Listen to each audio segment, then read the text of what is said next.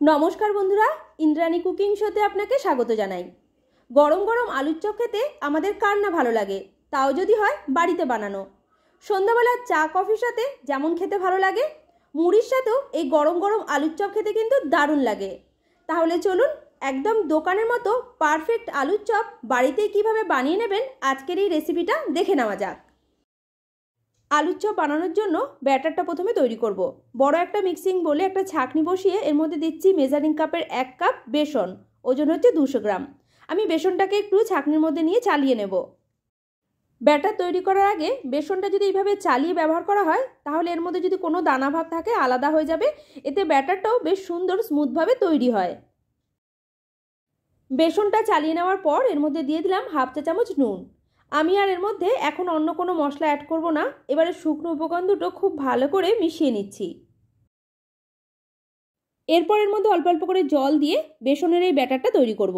যে কাপ মেপে আমি 1 কাপ বেসন নিয়েছিলাম ওই কাপ মেপেই 1 কাপ জল নিয়েছি। একসাথে পুরোটা দিলাম না, এইভাবে অল্প অল্প দিতে থাকবো, তারপরে খুব ভালো করে মেশাতে থাকবো। এতে ব্যাটারটা খুব বেশি পাতলা হয়ে যাওয়ার কোনো রকম ভয় থাকবে না, আর ব্যাটারটাও বেশ সুন্দর স্মুথভাবে তৈরিও হবে। ব্যাটার তৈরি করে নেওয়ার পর সবশেষে আমি বলে দেবো টোটাল কতটা জল এর মধ্যে লেগেছে। 3 থেকে 4 মিনিট সময় নিয়ে বেসনের এই ব্যাটারটাকে খুব ভালো করে আমি ফেটিয়ে নিয়েছি। আর ঘনত্বটা দেখুন ঠিক এইরকম হয়েছে। এর থেকে আর বেশি পাতলা করা যাবে না, এইরকমই ঘন রাখতে হবে। আর এই ব্যাটারটা তৈরি করতে আমার জল লেগেছে, যে কাপ মেপে 1 কাপ নিয়েছিলাম ওই কাপের 1/2 কাপ জল লেগেছে, পুরোটা আমার লাগেনি। এবার এটা ঢেকে আমি রেস্টে রেখে দেবো 10 থেকে 15 মিনিটের জন্য। এবার একটা প্লেটের মধ্যে আমি 3টে সেদ্ধ করা আলু নিয়েছি। এই আলুগুলো আগে থেকে খোসা সমেত সেদ্ধ করে রেখেছিলাম। আলুগুলোকে এবার মেখে নিতে হবে, তার জন্য আমি একটা স্ম্যাশার দিয়ে খুব ভালো করে আলুগুলোকে স্ম্যাশ করে নিচ্ছি। আপনি চাইলে হাত দিয়েও মেখে নিতে পারেন। শুধু একটু দেখে নেবেন যাতে আলুর ছোট বড় টুকরো এর মধ্যে না থাকে। আলুটা আমার ভালো করে স্ম্যাশ করা হয়ে গেছে বা মাখা হয়ে গেছে। এবার এই প্লেটটাকে ধরে একটা সাইডে সরিয়ে রেখে আলুর চপের জন্য কিছু মশলা আমি রেডি করে নিচ্ছি। মশলাটা থেতো করার জন্য আমি এখানে হামানদিস্তার ব্যবহার করছি। প্রথমে এর মধ্যে দিলাম 1/2 ইঞ্চি আদার টুকরো, একটু ছোট ছোট করে কেটে দিয়েছি। 5 থেকে 6 কোয়া রসুন, ঝালের জন্য 2টো কাঁচা লঙ্কা। এই লঙ্কাগুলো প্রচণ্ড ঝাল, তাই আমি 2টো দিয়েছি, আপনি এর থেকে বেশি করেও দিতে পারেন। চপের পুরের জন্য মশলাটা যদি এইভাবে থেতো করে ব্যবহার করা হয় তাহলে চপের পুরের যে স্বাদটা সেটা কিন্তু অনেক গুণে বেড়ে যায়। আদা রসুন কাঁচা লঙ্কা একসাথে দেখুন এইভাবে থেতো করে নিয়েছি। এবার এটা একটা সাইডে সরিয়ে রেখে ততক্ষণে আমি ভাজা মশলা তৈরি করব। ভাজা মশলা তৈরি করছি, তার জন্য গ্যাসে একটা কড়াই বসিয়ে এর মধ্যে দিলাম 4টে গোটা শুকনো লঙ্কা, 1 টেবিল চামচ গোটা ধনে, 1/2 টেবিল চামচ গোটা জিরে, 2টো ছোট এলাচ। এরপর এর মধ্যে দিচ্ছি 3 থেকে 4টে লবঙ্গ, 5 থেকে 6টা দিচ্ছি গোলমরিচ। ঝালের পরিমাণটা আপনি এর থেকে একটু বাড়িয়েও দিতে পারেন। এবারে গ্যাসের ফ্লেমটা একদম লোতে রেখে এই মশলাগুলোকে ভেজে নিতে হবে। ভাজা মশলাটা আমি একটু বেশি করেই বানিয়ে রাখছি, পুরোটা একসাথে আলুর চপের মধ্যে দেবো না, অল্প করে দিয়ে বাদবাকিটা একটা টাইট কৌটোতে করে রেখে দেবো। আমিষ নিরামিষ যে কোনো তরকারিতে এই মশলাটা দিলে খেতে কিন্তু দারুণ লাগে। মশলাটা আমার ভাজা হয়ে গেছে। এবার এগুলোকে একটা প্লেটের মধ্যে নামিয়ে রেখে যখন ঠান্ডা হয়ে যাবে মিক্সির জারে গুঁড়ো করে রাখবো। মশলাগুলো সব আমার রেডি করা হয়ে গেছে। এবার আলুর পুরটা তৈরি করব। তার জন্য গ্যাসে একটা কড়াই বসিয়ে দিয়েছি। এরপর এর মধ্যে দিয়ে দিলাম 2 টেবিল চামচ মতো সরষের তেল। তেল যখন ভালো মতোভাবে গরম হয়ে গেছে তখন এর মধ্যে দিলাম কোচানো পেঁয়াজ। একটা মাঝারি সাইজের পেঁয়াজ খুব ঝিরিঝিরি করে কুচিয়ে রেখেছিলাম। এবারে গ্যাসের ফ্লেমটা হাইতে রেখে একদম কম সময়ে পেঁয়াজটাকে হালকা করে ভেজে নিচ্ছি। পেঁয়াজটা ভেজে নেওয়ার পর এর মধ্যে দিয়ে দেবো আগে থেকে থেতো করে রাখা মশলা। তারপরে একসাথে একটু ভালো করে কষিয়ে নিতে হবে যাতে আদা রসুনের কাঁচা গন্ধটা চলে যায়। এবার এর মধ্যে কিছু গুঁড়ো মশলা অ্যাড করে নিচ্ছি। প্রথমেই দিলাম 1/2 চা চামচ হলুদ গুঁড়ো, 1/2 চা চামচ জিরে গুঁড়ো, 1/2 চা চামচেরও কম দিলাম লঙ্কার গুঁড়ো। লঙ্কা গুঁড়ো পরিমাণটা আমি এই সময় একটু কম করেই দিয়েছি, কারণ ভাজা মশলা তৈরি করার সময় গোলমরিচ আর গোটা শুকনো লঙ্কা 2টো দেওয়া আছে বলে ঝালের পরিমাণটা একটু বেশি হয়ে যেতে পারে। মশলাগুলোর মধ্যে গুঁড়ো মশলাটা একটু ভাজা ভাজা করে নিয়েছি। এবার এর মধ্যে দিয়ে দিলাম সেদ্ধ করে রাখা আলু আর দিচ্ছি পরিমাণ মতো নুন। এবারে আলু আর মশলা একসাথে মিশিয়ে নিয়ে খুব ভালো করে কষিয়ে নিচ্ছি। এরপর এর মধ্যে দিচ্ছি ভাজা মশলা, যেটা আগে থেকে আমি রেডি করে রেখেছিলাম। আমি এর মধ্যে 1 চা চামচ মতো ভাজা মশলা অ্যাড করলাম। এবারে একসাথে খুব ভালো করে মিশিয়ে নেব। ভাজা মশলাটা আলুর পুরের মধ্যে খুব ভালো করে মিশিয়ে নিয়েছি, আর পুরটাও আমাদের রেডি হয়ে গেছে। এবার এটাকে একটা প্লেটের মধ্যে তুলে একটু মেলিয়ে রেখে দেবো, যাতে তাড়াতাড়ি খুব ভালো করে ঠান্ডা হয়ে যায়। 10 মিনিটের জন্য রেখে দিয়েছিলাম। আলুর পুরটা ভালো করে ঠান্ডা হয়ে গেছে, আর আমি এখানে নিয়েছি ময়দা। এবারে আলুর এই পুরটা থেকে ছোট ছোট বলের মতো করে তৈরি করে নেবো। হাতের মধ্যে একটু ময়দা ভালো করে মেখে নিতে হবে, এতে পুরটা তৈরি করার সময় হাতের মধ্যে লেগে যাবে না। দেখুন ঠিক এইরকম ছোট ছোট করে বলের মতো তৈরি করে নিতে হবে।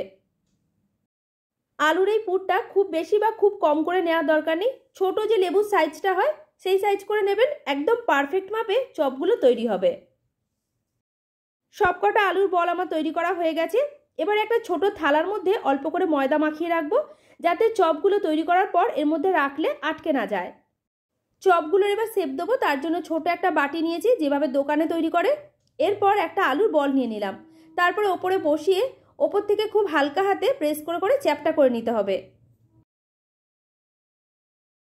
একটা আমার রেডি করা হয়ে গেছে। এটাকে তুলে নিয়ে যে থালার মধ্যে ময়দা মিশিয়ে রেখেছিলাম তার মধ্যে রেখে দিলাম। একই রকমভাবে আরও একটা আলুর বল বাটির ওপরে রেখে হাত দিয়ে এইভাবে প্রেস করে করে চ্যাপটা করে দিতে হবে, দিলেই আরও একটা রেডি। চপগুলো ভাজার জন্য কড়াইতে দিয়ে দিচ্ছি সাদা তেল। গ্যাসের ফ্লেমটা মিডিয়াম টু হাইতে রেখে তেলটাকে গরম হতে বসিয়ে দিলাম। বেসনটা রেস্টে রেখেছি, 10 মিনিট হয়ে গেছে। ঢাকনাটা খুলে নিয়ে এর মধ্যে দিচ্ছি 1 চা চামচের 4 ভাগের 1 ভাগ হলুদ গুঁড়ো, 1 চা চামচের 4 ভাগের 1 ভাগ লঙ্কার গুঁড়ো, আর দিচ্ছি 2 চিমটে মতো বেকিং সোডা বা খাওয়ার সোডা। এবারে সব কিছু একসাথে মিশিয়ে নিয়ে ব্যাটারটাকে একটু সময় নিয়ে খুব ভালো করে ফেটিয়ে নিচ্ছি।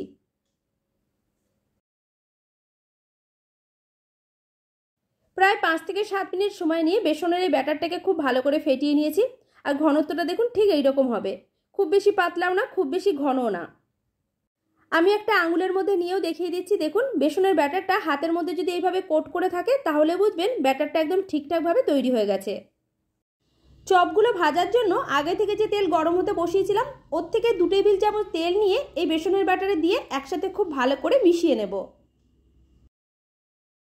খাবার সোডা না দিয়ে এইভাবে শুধু গরম তেল দিয়েও চপগুলো ভাজলে প্রত্যেকটা চপ গোল বলের মতো হয়ে ফুলে যাবে। এবারে এক একটা আলুর বল এই বেসনের ব্যাটারে খুব ভালো করে ডুবিয়ে নিয়ে গরম তেলের মধ্যে ছেড়ে দিতে হবে। চপগুলো তেলের মধ্যে ছাড়ার সময় গ্যাসের ফ্লেমটা অবশ্যই করে লোতে রেখে ছাড়বেন, তা না হলে এক পাশ বেশি হয়ে ভাজা হয়ে যেতে পারে। চপগুলো তেলে দেওয়ার সাথে সাথে উল্টানো যাবে না, তাহলে কিন্তু ভেঙে যেতে পারে। 2 মিনিট অপেক্ষা করার পর এবার এগুলোকে উল্টে পাল্টে দিচ্ছি, যাতে প্রত্যেকটা সাইড খুব সুন্দর লাল লাল করে ভাজা হয়ে যায়।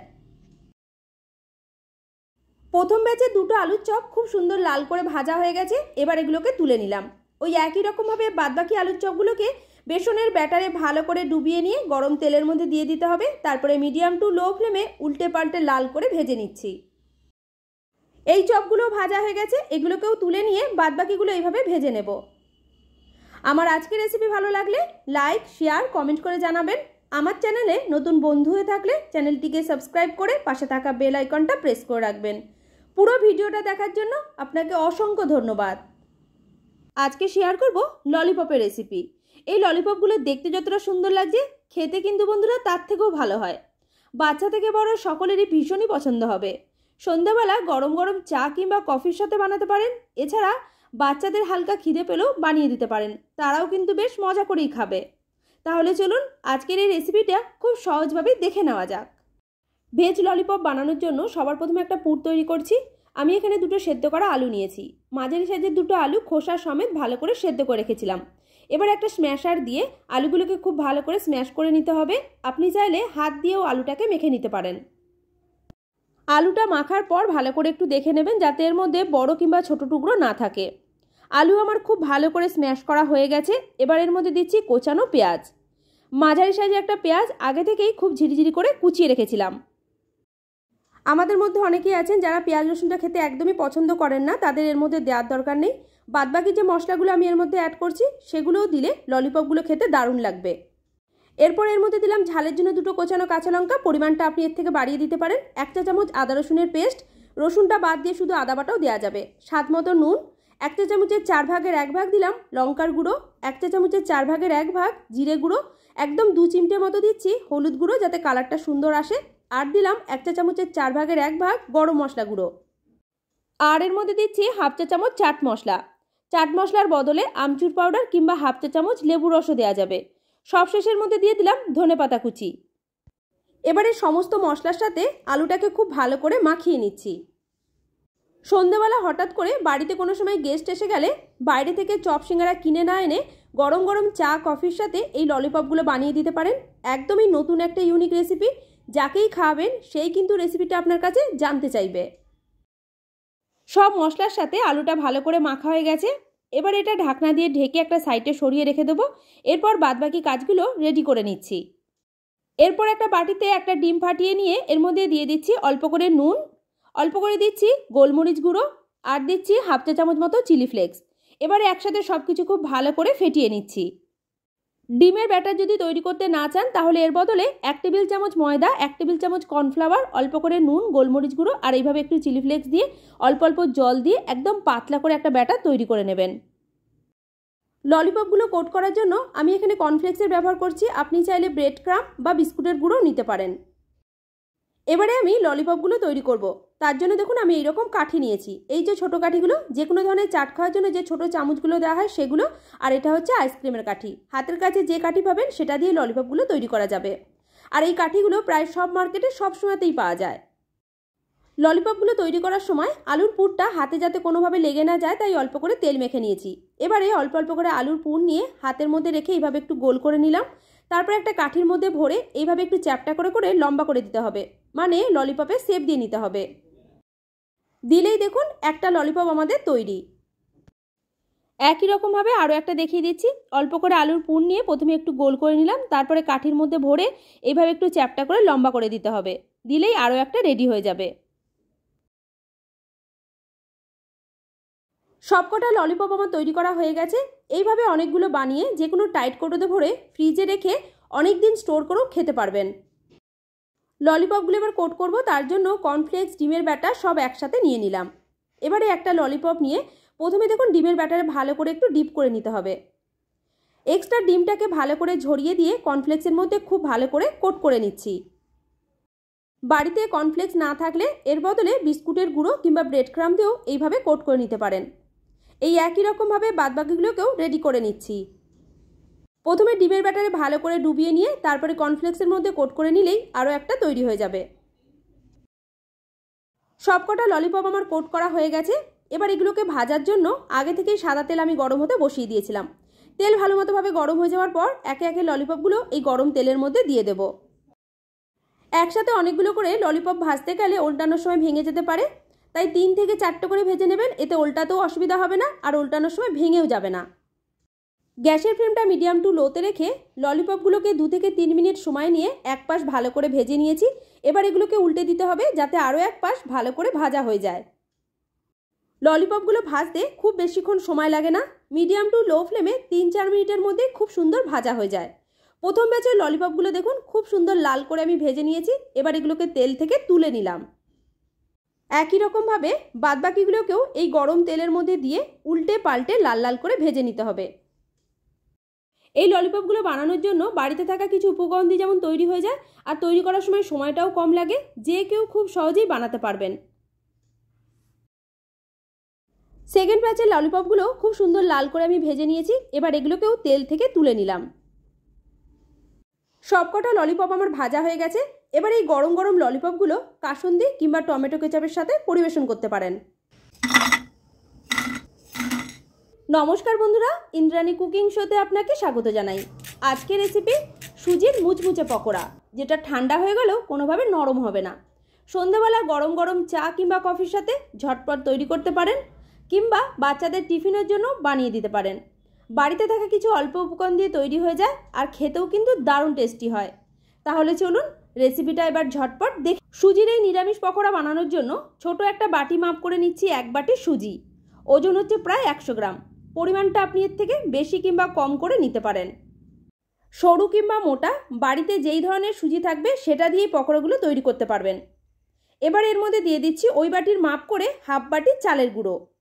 বাজার থেকে কিনে আনা এটা আতপ চালের গুঁড়ো। চালের গুঁড়োটা দিলে পকোড়াগুলো একদম কুরকুরে হবে। এরপর এর মধ্যে দিলাম 1 বাটি গাজর। একটা বড় সাইজের গাজর, ছোট সাইজের যে গ্রেটারটা থাকে সেটা দিয়ে আমি গ্রেট করে রেখেছি। ঝালের জন্য দিলাম 2টো কাঁচা লঙ্কা, পরিমাণটা আপনি এর থেকে একটু বাড়িয়ে দিতে পারেন। দিয়ে দিলাম অল্প করে ধনেপাতা কুচি। এবার এর মধ্যে অ্যাড করব হাফ চা চামচ হিং। হিংটা দেওয়ার কারণ হচ্ছে আমি এর মধ্যে পেঁয়াজ কিংবা রসুনের ব্যবহার করব না, একদম নিরামিষভাবে পকোড়াগুলো তৈরি করছি, তাই হিংটা দিলে পকোড়াগুলো খেতে বেশি ভালো লাগবে। আপনি যদি পেঁয়াজ রসুন দিয়ে পকোড়াগুলো বানাচ্ছেন তাহলে হিংটা দেওয়ার দরকার নেই। এরপর এর মধ্যে দিয়ে দিলাম স্বাদ মতো নুন, হাফ চা চামচেরও কম দিয়েছি হলুদ গুঁড়ো, হাফ চা চামচেরও কম দিয়েছি লঙ্কার গুঁড়ো। কাঁচা লঙ্কা দেওয়া আছে তাই গুঁড়ো লঙ্কার পরিমাণটা কম করে দিয়েছি। দিয়ে দিলাম এর মধ্যে হাফ চা চামচ ভাজা জিরের গুঁড়ো।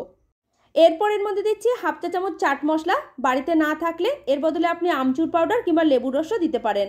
অল্প করে দিয়ে দিলাম গরম মশলা গুঁড়ো।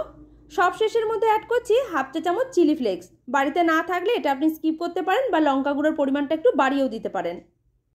এবারে সব শুকনো উপকরণগুলো একসাথে খুব ভালো করে মিশিয়ে নিচ্ছি। শুকনো উপকরণগুলো একসাথে যখন ভালোভাবে মেশানো হয়ে যাবে তখন এর মধ্যে অল্প অল্প করে জল দিয়ে মিশ্রণটা রেডি করব। যে বাটি মেপে চালের গুঁড়ো আর সুজি নিয়েছিলাম ওই বাটির মাপ করে এক বাটি জল নিয়েছি। প্রথমে একসাথে পুরোটা দেওয়া যাবে না, এইভাবে অল্প অল্প দিতে থাকবো আর মেশাতে থাকবো। এইভাবে করলে মিশ্রণটা কোনোভাবে ডেলা হয়ে থাকবে না, সব কিছু একসাথে ভালো করে মিশে যাবে। এবারে এই সুজির মিশ্রণটাকে আমি ঢেকে রেস্টে রাখবো 10 মিনিটের জন্য, যাতে সুজিটা ফুলে ঠিকঠাকভাবে সেট হয়ে যায়। 10 মিনিট হয়ে গেছে, ঢাকনাটা খুলে নিয়েছি। মিশ্রণটা দেখুন আমাদের একদম ঠিকঠাকভাবে সেট হয়ে গেছে। এর মধ্যে আমি আর কোনো রকম জলের ব্যবহার করব না। আপনার যদি মনে হচ্ছে মিশ্রণটা অনেকটা শক্ত লাগছে তাহলে অল্প করে জল ব্যবহার করতে পারেন, আর যদি খুব নরম হয়ে যায় তাহলে এর মধ্যে অল্প করে চালের গুঁড়ো মিশিয়ে নেবেন। পকোড়াগুলো ভাজবো তাই আগে থেকেই সাদা তেল গরম হতে বসিয়ে দিয়েছিলাম। তেল ভালো মতোভাবে গরম হয়ে গেছে। এবার এর মধ্যে অল্প অল্প করে মিশ্রণ হাতে নিয়ে ছোট ছোট বড়ার আকারে এই গরম তেলের মধ্যে দিয়ে দিচ্ছি।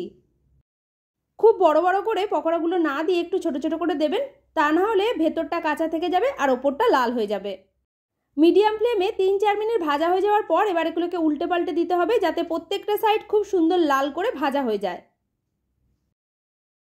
গরম গরম এই পকোড়াগুলো চা কিংবা কফির সাথে যেমন খেতে ভালো লাগে তেমন ডাল ভাতের সাথেও খেতে দারুণ লাগে। প্রথম ব্যাচের পকোড়াগুলো খুব সুন্দর লাল করে ভাজা হয়ে গেছে। এবার এগুলোকে তেল থেকে তুলে নিচ্ছি। এক একটা ব্যাচের পকোড়া ভাজতে সময় লাগবে মিডিয়াম টু লো ফ্লেমে 7 থেকে 8 মিনিট। একই রকমভাবে বাদবাকি যে মিশ্রণটা আছে সেটার থেকে অল্প অল্প করে নিয়ে এই গরম তেলের মধ্যে দিয়ে দেবো, তারপরে উল্টে পাল্টে লাল করে ভেজে নিচ্ছি। মিডিয়াম টু লো ফ্লেমে 5 থেকে 7 মিনিট সময় নিয়ে সমানে উল্টে পাল্টে এই পকোড়াগুলো খুব সুন্দর লাল করে ভেজে নিয়েছি। এবার এগুলোকেও তেল থেকে তুলে নেব।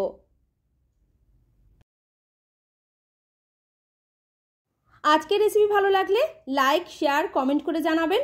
আমার চ্যানেলে নতুন বন্ধু হয়ে থাকলে চ্যানেলটিকে সাবস্ক্রাইব করে পাশে থাকা বেল আইকনটা প্রেস করবেন। পুরো ভিডিওটা দেখার জন্য আপনাকে অসংখ্য ধন্যবাদ। নমস্কার বন্ধুরা, ইন্দ্রাণী কুকিং শোতে আপনাকে স্বাগত জানাই। আজকে তৈরি করব খাস্তা মুচমুচে মুখরোচক মটরশুঁটির পুরে ঠাসা কচুরি রেসিপি। আর এই কচুরিগুলোর সাথে আলাদা করে আপনাকে কোনো রকম তরকারি বানাতে হবে না, শুধু সস দিয়েই খেয়ে নিতে পারবেন, এতটাই টেস্টি হয়। সকালের জলখাবারে বানাতে পারেন, এছাড়া ডিনারের জন্য তৈরি করতে পারেন। ছোট থেকে বড় সকলেই খুবই পছন্দ করবে। তাহলে চলুন রেসিপিটা এবার দেখে নেওয়া যাক। মটরশুঁটির খাস্তা কচুরিগুলো বানানোর জন্য আমি এখানে মেজারিং কাপ মেপে 1 কাপ আটা নিয়েছি।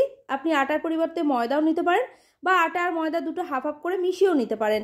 দিয়ে দিলাম এর মধ্যে হাফ চা চামচ নুন, হাফ চা চামচ চিনি, অল্প করে কালো জিরে, আর ময়নের জন্য দিচ্ছি এর মধ্যে 2 টেবিল চামচ রিফাইন তেল।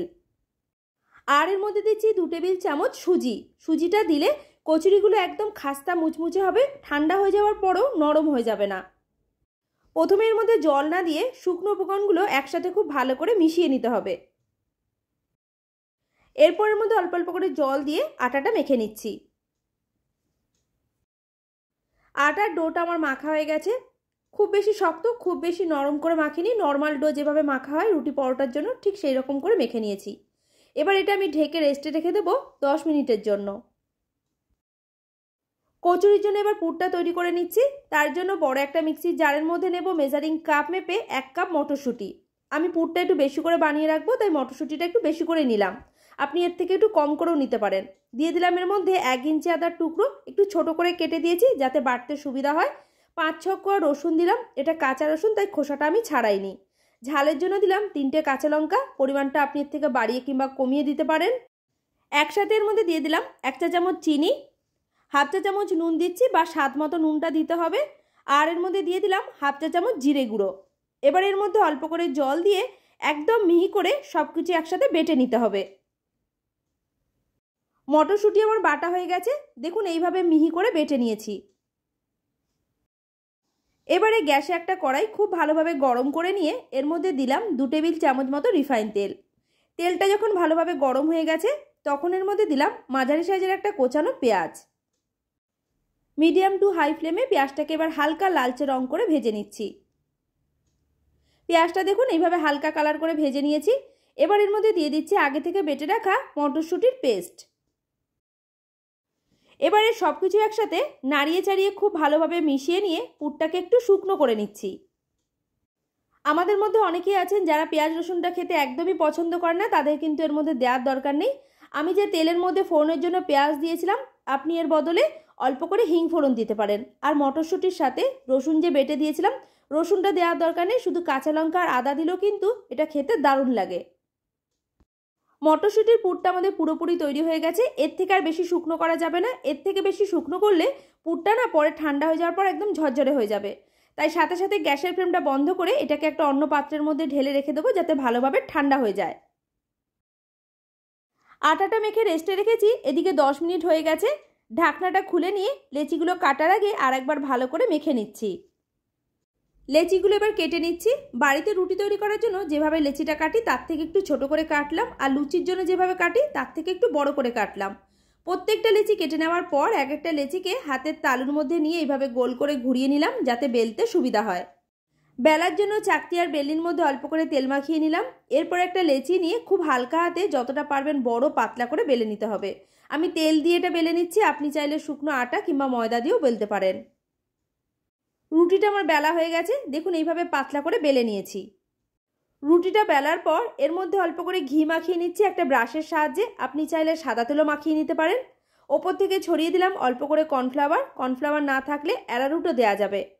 তেলের সাথে কর্নফ্লাওয়ারটা রুটির মধ্যে ভালো করে মাখিয়ে নিয়েছি।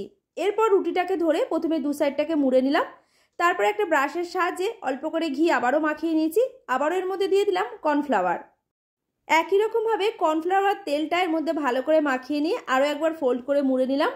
এইভাবে কর্নফ্লাওয়ার আর তেল মাখিয়ে নিয়ে বারবার ফোল্ড করে মুড়ে নিলে কচুরিগুলোর মধ্যে বেশ সুন্দর একটা লেয়ার তৈরি হবে আর খাস্তাও হবে। আরও একবার তেল আর কর্নফ্লাওয়ারের গুঁড়ো দিয়ে ভালো করে হাত দিয়ে মাখিয়ে নিয়েছি। এবার এটা রোলের মতো করে মুড়ে নিচ্ছি। একদম শেষ প্রান্তটা হাত দিয়ে একটু ভালো করে চেপে দিতে হবে যাতে বেলার সময় কোনোভাবে খুলে না যায়। দেখুন রোলটা আমার তৈরি হয়ে গেছে, দেখতে কতটা সুন্দর লাগছে। এবার একটা ছুরি দিয়ে এটাকে মাঝ বরাবর 2 টুকরো করে কেটে নিচ্ছি। লেচিটাকে একটু সামনে দিয়ে দেখাচ্ছি, দেখুন ভেতরে কতগুলো লেয়ার তৈরি হয়েছে। লেচিগুলোর মধ্যে যে সাইডটা লেয়ারে ভর্তি সেই সাইডটা চাকতির মধ্যে দিয়ে বেলতে হবে। আমি একটু প্রথমে হাত দিয়ে চ্যাপটা করে নিলাম, তারপর শুকনো ময়দা ছড়িয়ে এটাকে বেলে নিচ্ছি। খুব হালকা হাতে বেলতে হবে। লেচিটা দেখুন এইভাবে পাতলা করে বেলে নিয়েছি। এবার এর মধ্যে দিয়ে দিচ্ছি আগে থেকে তৈরি করে রাখা মটরশুঁটির পুর। একসাথে অনেকটা পরিমাণে পুর দেওয়া যাবে না, তাহলে কিন্তু মুড়তে অসুবিধা হতে পারে। আমি এর মধ্যে 2 চা চামচ মতো পুর দিয়েছি। হাত দিয়ে একটু ভালো করে সমান করে নেওয়ার পর এবার এটাকে মুড়ে নেব। এই কচুরিগুলো মোড়া ভীষণই সহজ। চারিদিকের মুখগুলো এক জায়গায় এনে একটু ভালো করে বন্ধ করে দিতে হবে, দিলেই একটা রেডি। নিশ্চয়ই মনে আছে আমরা এইভাবে একটা মোমোর ডিজাইনও দিয়ে থাকি। দেখুন একটা আমাদের কচুরি তৈরি হয়ে গেল। এটা প্লেটের মধ্যে রেখে এইভাবে আরও একটা দেখিয়ে দিচ্ছি। একই রকমভাবে লেচিটার মধ্যে শুকনো ময়দা খুব ভালো করে মাখিয়ে নিয়ে এই লেচিটাকেও বেলে নিচ্ছি। লেচিটা আমার বেলা হয়ে গেছে। এবার এর মধ্যে দিয়ে দিচ্ছি আগে থেকে তৈরি করে রাখা মটরশুঁটির পুর। চারিদিকের মুখটা এক জায়গায় এনে একটু ভালো করে বন্ধ করে নিলেই আরও একটা তৈরি। মুখটা একটু ভালো করে বন্ধ করবেন, তা না হলে তেলে ভাজার সময় কোনোভাবে খুলে যেতে পারে। এই একই রকমভাবে সবগুলো আমি রেডি করে নিয়েছি। কচুরিগুলো এবার ভাজবো, তার জন্য আগে থেকে রিফাইন তেল গরম হতে বসিয়ে দিয়েছিলাম। তেলটা খুব বেশি গরম করা যাবে না। হালকাভাবে যখন গরম হয়ে গেছে তখন এর মধ্যে একে একে তৈরি করে রাখা কচুরিগুলোকে দিয়ে দিলাম। আর তেলে দেওয়ার সাথে সাথে এগুলোকে উল্টানো যাবে না। মিডিয়াম টু লো ফ্লেমে আগে 3 থেকে 4 মিনিট এক পাশ ভেজে নিতে হবে, তারপর এটাকে উল্টে দিতে হবে যাতে আরও এক পাশ ভালো করে ভাজা হয়ে যায়। 4 মিনিট হয়ে গেছে। এবার এগুলোকে উল্টে পাল্টে দিতে হবে যাতে প্রত্যেকটা সাইড খুব সুন্দর লাল করে ভাজা হয়ে যায়। এই সময় উল্টে পাল্টে দিলে দেখবেন একটাও কচুরি ভেঙে যাবে না। যদি কাঁচা অবস্থায় উল্টাতে যান তাহলে কিন্তু সব কটা কচুরি ভেঙে যাবে। প্রথম ব্যাচে যে কটা কচুরি আমি দিয়েছিলাম প্রত্যেকটা কচুরি খুব সুন্দর লাল করে ভাজা হয়ে গেছে। এবার এগুলোকে তুলে নিচ্ছি। একইভাবে বাদবাকিগুলোকেও গরম তেলের মধ্যে দিয়ে উল্টে পাল্টে ভেজে নিতে হবে। প্রথম ব্যাচে আমি 5টা কচুরি ভেজেছিলাম, বাদবাকি যতগুলো ছিল সবকটা একসাথে দিয়ে দিলাম। সকালে তাড়াহুড়োর সময় রাত্রে যদি আপনি পুরটা বানিয়ে রাখতে পারেন তাহলে কিন্তু এই কচুরিগুলো বানাতে খুব বেশি সময় লাগে না। এই কচুরিগুলো আমার ভাজা হয়ে গেছে, এগুলোকেও তেল থেকে তুলে নিচ্ছি। এবারে চলুন কচুরিগুলো একটু পরিবেশন করেও আপনাদের দেখিয়ে দিই। আজকের এই খাস্তা মুচমুচে কচুরি রেসিপি আপনার কেমন লাগলো অবশ্যই কমেন্ট করে জানাবেন। যদি ভালো লাগে লাইক শেয়ার করতে ভুলবেন না। আমার চ্যানেলে নতুন বন্ধু হয়ে থাকলে চ্যানেলটিকে সাবস্ক্রাইব করে পাশে থাকা বেল আইকনটা প্রেস করে রাখবেন। পুরো ভিডিওটা দেখার জন্য আপনাকে অসংখ্য ধন্যবাদ।